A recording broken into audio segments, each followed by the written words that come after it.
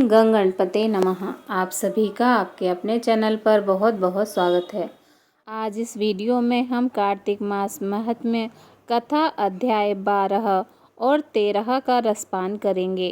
वक्रतुंड महाकाय सूर्यकोटि समप्रभा निर्विघ्नं कुरु मे देव सर्वकार्येषु सर्वदा। नारद जी ने कहा, तब इंद्र आदि देवता वहाँ से भय कंपित होकर भागते भागते वैकुंठ में विष्णु जी के पास आए।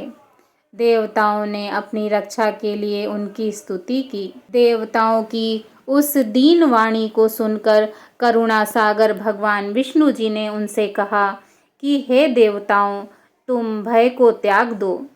मैं युद्ध में शीघ्र ही जलंधर को देखूंगा। ऐसा कहते ही भगवान विष्णु जी गरुड़ पर जा बैठे। तब समुद्र तनया लक्ष्मी जी ने कहा कि हे नाथ, यदि मैं सर्वदा आपकी प्रिया और भक्ता हूँ तो मेरा भाई आप द्वारा युद्ध में नहीं मारा जाना चाहिए। इस पर भगवान विष्णु जी ने कहा, अच्छा, यदि तुम्हारी ऐसी ही प्रीति है तो मैं उसे अपने हाथों से नहीं मारूंगा, परंतु युद्ध में अवश्य जाऊंगा, क्योंकि देवताओं ने मेरी बड़ी स्तुति की है।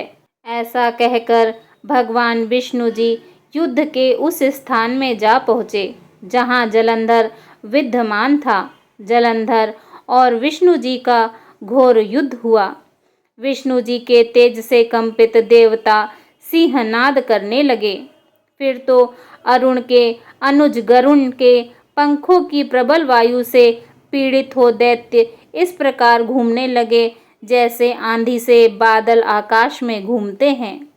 तब अपने वीर दैत्यों को पीड़ित होते देखकर जलंधर ने क्रुद्ध हो विष्णु जी से उद्धत वचन कहकर उन पर कठोर आक्रमण कर दिया। कार्तिक मास महात्म्य कथा अध्याय 12 समाप्त। बोलिए भगवान विष्णु जी की जय। ओम नमो भगवते वासुदेवाय नमः। कार्तिक मास महात्म्य कथा अध्याय 13। कार्तिक कथा सुनो सभी सहज मन लाए, 13वां अध्याय लिखूं श्री प्रभु शरण में आए। दोनों ओर से गदाओं, बाणों और शूलों आदि का भीषण प्रहार हुआ। दैत्यों के तीक्ष्ण प्रहारों से व्याकुल देवता इधर उधर भागने लगे। तब देवताओं को इस प्रकार भयभीत हुआ देखकर गरुड़ पर चढ़े भगवान युद्ध में आगे बढ़े और उन्होंने अपना सारंग नामक धनुष उठाकर बड़े जोर का टंकार किया। त्रिलोकी शाब्दित हो गई। पल मात्र में भगवान ने हजारों दैत्यों के सिरों को काट गिराया। फिर तो भगवान विष्णु जी और जलंधर का महासंग्राम हुआ। बाणों से आकाश भर गया। लोग आश्चर्य करने लगे। भगवान विष्णु जी ने बाणों के वेग से उस दैत्य की ध्वजा, छत्र और धनुष बाण काट डाले। इससे व्यथित हो उसने अपनी गदा उठाकर गरुड़ के मस्तक पर दे मारी।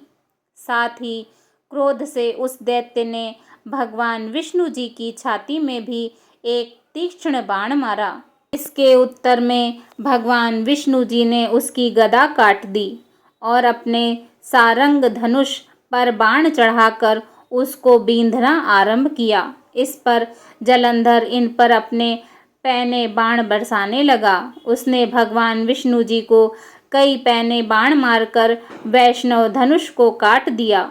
धनुष कट जाने पर भगवान विष्णु जी ने गदा ग्रहण कर ली और शीघ्र ही जलंधर को खींच कर मारी, परंतु उस अग्निवत अमोघ गदा की मार से भी वह दैत्य कुछ भी चलायमान न हुआ।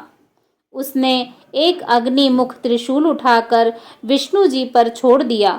भगवान विष्णु जी ने भगवान शिव जी के चरणों का स्मरण कर नंदन नामक त्रिशूल से उसके त्रिशूल को छेद दिया। जलंधर ने झपटकर भगवान विष्णु जी की छाती पर एक जोर का मुष्टिक मारा। उसके उत्तर में भगवान विष्णु जी ने भी उसकी छाती पर अपनी एक मुष्टि का प्रहार किया।